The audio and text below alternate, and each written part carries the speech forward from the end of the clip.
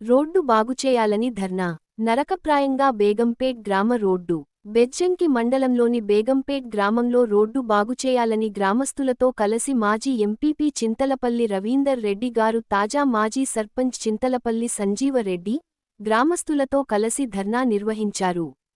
అనంతరం మాజీ ఎంపీపీ చింతలపల్లి రవీందర్ రెడ్డి గారు మాట్లాడుతూ మండల కేంద్రం నుండి బేగంపేట వరకు రోడ్డు బాగుచేయాలని నరకప్రాయంగా కంకర తేలి, దుమ్ము ధూళితో గ్రామస్తులు అనేక ఇబ్బందులకు గురి అవుతున్నారని, కొద్ది నెలలుగా కంకర పోసి వదిలేయటం వలన ఇప్పటికీ చాలా మంది మోటార్ సైకిల్ పై పడి గాయాలయ్యాయి, సదరు కాంట్రాక్టర్ పై చర్యలు తీసుకోవాలని, లేనిపక్షంలో రాజీవ్ రహదారిపై ధర్నాకు దిగుతామని హెచ్చరించారు.